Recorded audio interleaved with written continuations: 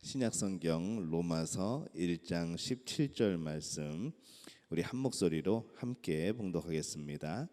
복음에는 하나님의 의가 나타나서 믿음에 이르게 하나니 기록된 바 오직 의인은 믿음으로 말미암아 살리라 함과 같으니라. 아멘. 할렐루야. 하나님의 은혜가 오늘 우리 7월에 자녀와 함께하는 새벽 예배 기도회에 참여하는 우리 친구들과 또 우리 성도님들에게 하나님의 놀라운 또 은혜와 복이 함께하시기를 예수님의 이름으로 축원합니다.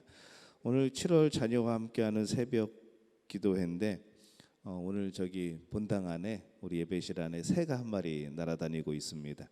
어떻게 들어왔는지 모르겠는데 지금 계속해서 우리 천장에서 비행을 지금 하고 있습니다. 어쨌거나 우리 새도 참여하는 자녀와 함께하는 새벽 기도회입니다. 오늘 우리 말씀 함께 나누면서 하나님의 그런 은혜를 함께 누리시기를 바랍니다. 사람이 병에 걸리면은 치료를 받아야 되죠. 환자가 이 병을 고치기를 원한다면은 어떻게 해야 되냐면은 의사 선생님의 말을 잘 들어야 됩니다. 그리고 그 처방대로 또 이렇게 처방해 주는 대로 잘 따라야 하죠. 예전에 한 의사에게 한번 찾아가서 이제 병을 고치기 위해서 뭘 조심하면 되겠습니까? 라고 이렇게 물어봤더니 이런 것을 알려줬습니다. 고기를 덜 드시고 자연식을 하고 짜게 먹지 말고 맵게 먹지 말고 물을 너무 많이 마시지 말고 너무 심하게 운동하지 말고 정신적인 충격 스트레스를 피하고 걱정하지 말라고 그렇게 처방을 내렸습니다. 가만히 생각해 보니까 이 먹을 게 하나도 없고 도저히 사람이 살아갈 방법이 없는 것이죠. 어떻게 스트레스 안 받고 살아가고 걱정 안 하고 살아가고 운동하지 말라고 그러고 물도 많이 먹지 말라고 그러고 이게 도대체 제대로 지킬 수 있는 것이 없는 것을 보게 됐습니다. 정말 기본적인 것들이긴 하지만은 이거 신경 쓰다 보면은 그냥 하루가 또 하나의 스트레스로 그냥 지나가게 되는 것이죠.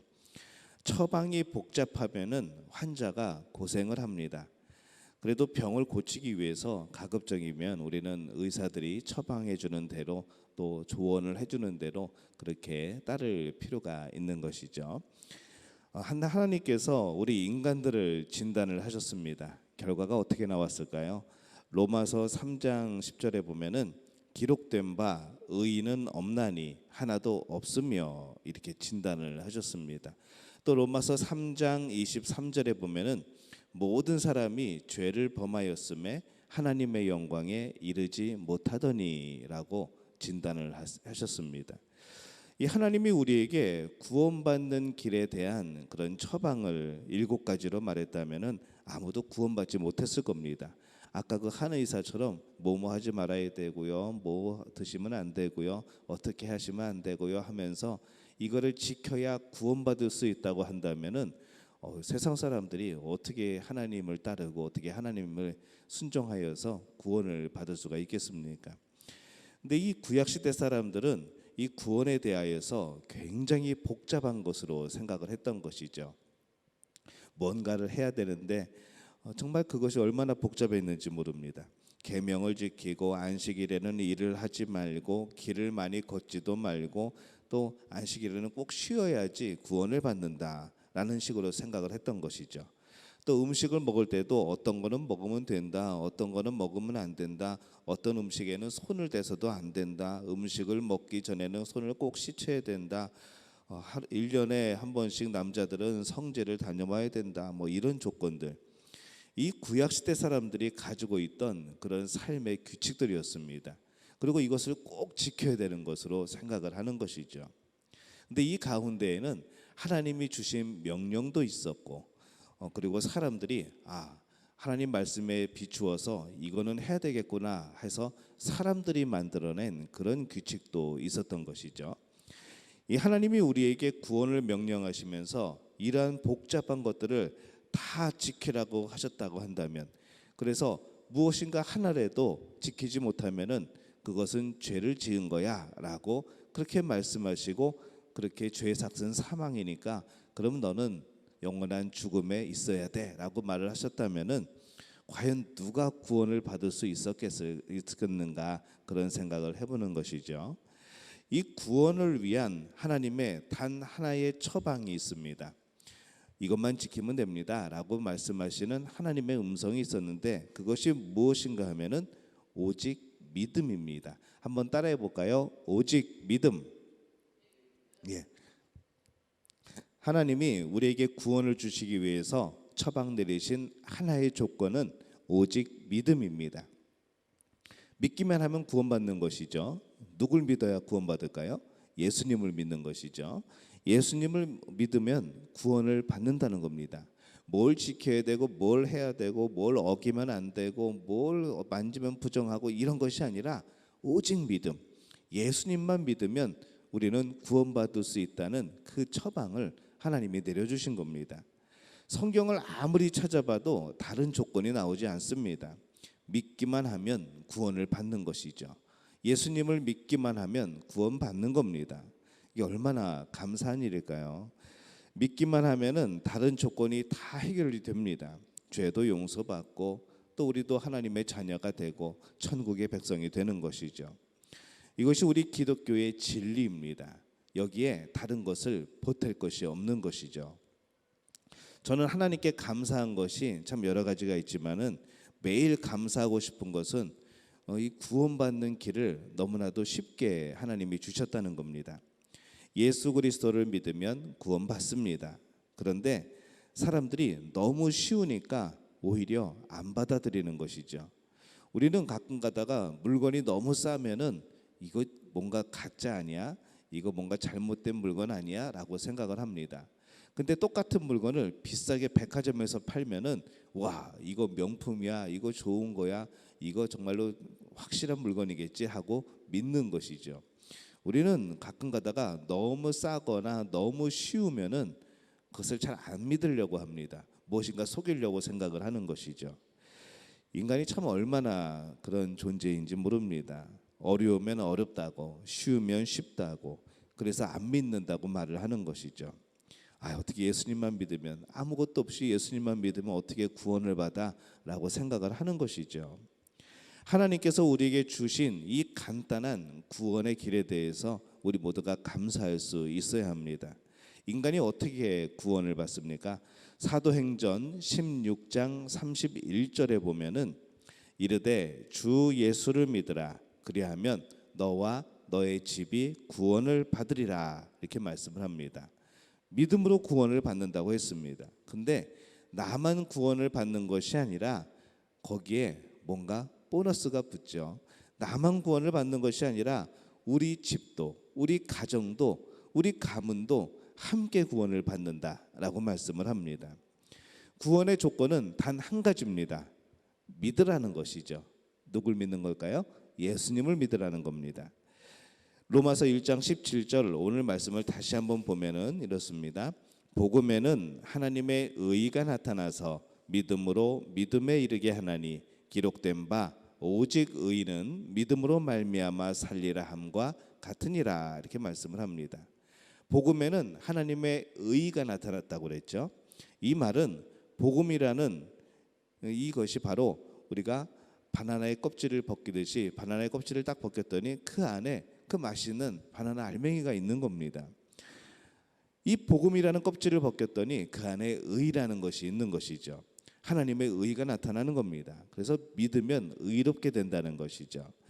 지금까지 나는 착한 일을 해야 되고 뭔가 굉장히 노력을 해야 되고 우리는 그렇게 해야지 의를 얻는다고 생각을 했습니다.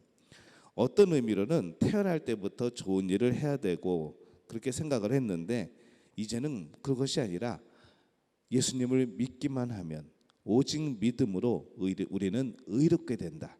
우리는 그렇게 오늘 하나님께 그 말씀을 듣고 있는 것이죠. 그래서 믿으면은 의롭게 되는 겁니다.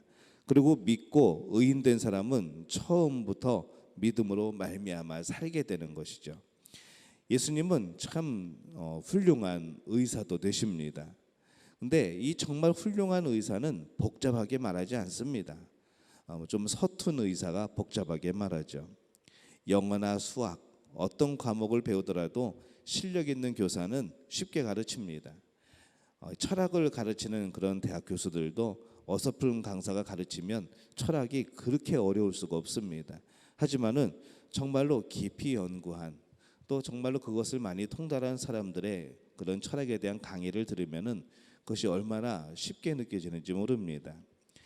우리 예수님은 진리시죠. 예수님이 진리고 또 하나님 나라의 최고 권위자고 또 선지자 중에 선지자입니다. 구원받는 길을 이 구약 선지자들처럼 복잡하게 말하지 않는 것이죠. 그래서 믿음이 무엇인지 알면은 우리는 예수님을 이해할 수 있는 겁니다. 믿음은 왜 믿어야 되는가가 아닙니다. 누구를 믿어야 되는가이죠. 우리는 항상 뭘 먼저 생각하냐면은 왜 믿어야 되는가, 어떻게 믿어야 되는가, 도대체 무엇을 해야 되는가, 이것을 고민을 합니다. 근데 믿음은 누구를 믿어야 되는가, 여기에 초점이 있습니다. 우리의 행위를 일단은 접어두고 누구를 믿어야 되는가, 바로 예수님을 믿어야 되는 것이죠. 믿음은 예수님을 믿는 믿음입니다. 예수님을 믿으면 구원을 얻습니다. 또 그 예수님을 믿는 믿음으로 의롭게 되어 살아가는 것이죠. 그래서 예수님은 요한복음 14장 6절에서 예수께서 이르시되 내가 곧 길이요 진리요 생명이니 나로 말미암지 않고는 아버지께로 올 자가 없느니라, 이렇게 말씀을 합니다. 다른 곳에서 이 천국에 대한 지식을 얻으려고 하지 마시기를 바랍니다. 우리가 영원한 생명을 얻는 길은 예수님밖에 없는 것이죠. 혹시 다른 길이 있지 않을까? 예수님 말고 천국 갈 수 있는 다른 길이 있지 않을까? 아무리 찾아봐도 없습니다. 원래 없습니다. 그것을 찾아보려고 애쓰는 시도조차도 참 어리석은 그런 짓인 것이죠. 예수님을 통하지 않고는 하나님께 갈 수 있는 방법은 없습니다. 여러분이 분명히 알아두셔야 될 것이 있습니다. 예수님은 유일한 구원자이고 완전한 구원자이고 최종적인 구원자입니다. 이 세 가지를 꼭 기억하셔야 되는 거죠. 유일한 구원자는 무엇인가 하면은 예수님 말고 다른 구원자는 없다는 겁니다. 또 완전한 구원자라는 뜻은 하나님이 능력이 없어서 힘이 없어서 구원하지 못하는 그런 불완전한 그런 구원자가 아니라는 것이죠.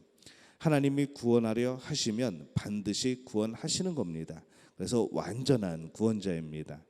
또 제일 마지막에 최종적인 구원자이시죠. 유일하고 완전하고 최종적인 구원자. 이 최종적인 구원자는 뭔가 하면은 예수님 다음에 또 다른 구원자가 오지 않는다는 겁니다. 예수님으로 충분한 것이죠. 그래서 어떤 이상한 사람들을 보면은 예수님이 실패해가지고 구원에 실패해가지고 내가 왔다 그런 사람들이 막 있습니다. 이상한 사람들이죠. 그런 사람들의 말에 귀를 기울일 것이 아니라 예수님이 바로 우리의 구원을 위한 최종적인 구원자입니다. 예수님은 마지막 구원자이신 거죠. 그래서 더 이상의 우리를 구원하러 오시는 분은 없습니다.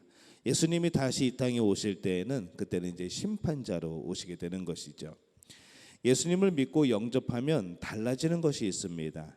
내 속에 있는 것 다 드러내도 부끄럽지 않고 아무리 때를 써도 미안하지 않고 화장을 안 하고 기도하면서 눈물 흘려서 눈물이 범벅이 되어서 화장이 번져도 부끄럽지 않은 것이죠. 밤중에도 좋고 새벽에도 좋고 기분 좋을 때도 좋고 기분 나쁠 때도 좋고 슬플 때도 좋고 아플 때도 좋고 언제든지 만나고 싶은 분이 생깁니다. 바로 누구일까요? 예수님을 믿으면 그렇게 되는 것이죠. 예수님을 사랑하면은 그렇게 되는 겁니다. 항상 만나고 싶은 분, 항상 같이 있고 싶은 분. 근데 그 예수님께서 우리에게 말씀하시는 것이죠. 세상 끝날까지 내가 너와 함께 있으리라 라고 말씀을 하십니다. 오늘 말씀을 다시 보면은 복음에는 하나님의 의가 나타나서 믿음으로 믿음에 이르게 하나니 기록된 바 오직 의인은 믿음으로 말미암아 살리라 함과 같으니라, 이렇게 말씀을 합니다. 오직 의인은 믿음으로 삽니다. 우리 믿음교회 성도들은 또 우리 친구들은 정말로 예수님을 믿는 그 믿음으로 살아가시기를 바랍니다. 다른 것이 아니고 다른 것을 믿는 것이 아니고 오직 예수님을 믿는 믿음, 그것으로 평생을 살아가는 우리 성도님들과 친구들 되시기를 예수님의 이름으로 축원합니다.